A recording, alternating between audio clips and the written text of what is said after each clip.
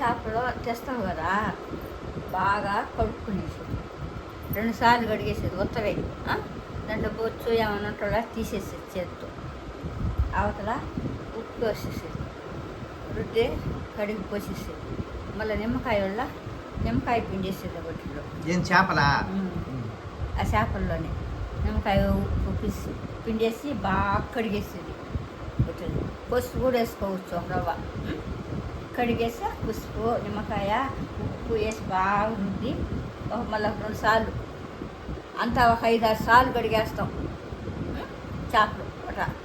అంతే. మళ్ళీ బాగా దేవి పక్కన పెట్టుకుని ఒక ప్లేట్లో చింతపండులా నానబెట్టుకునేసి, చింతపండు నానబెట్టుకొని మామిడికాయ కోసాడు పెట్టుకుని, టమాటాలు కోసి, ఎర్రగడ్డ కోసి, జీలకర్ర ఆవాలు నూనె పోసేదన్నా.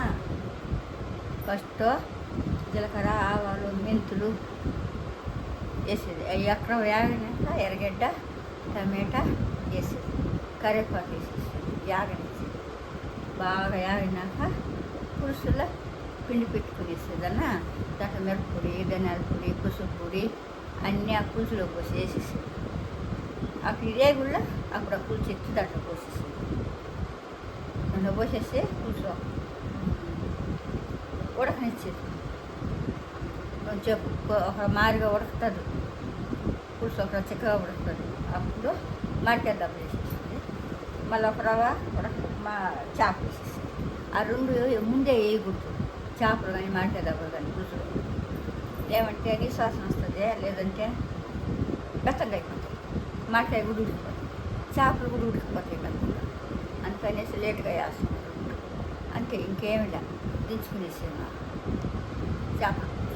కావాలంటే అన్ని మెంతులు అంత జీలకర్ర కొద్దిగా కొన్ని ఆవాలు అన్నీ ఒక రవ్వ అది వేయలేవు. సామాన్యంగా మాడవలసిన వచ్చేస్తుంది అందరికీ. చేద్దాం కుదరదు, వాళ్ళకి తెలిసిన వాళ్ళే చేసుకోవాలి. ఆ పొడి వేయించుకొని లైట్గా అట్లా పొడి కొట్టి ఆ చేపల పులుసులో చల్లేసి ఉడకతుల్లా దాంట్లో భలే ఉంటుంది. ఇంకేమి చేపలు ఏమే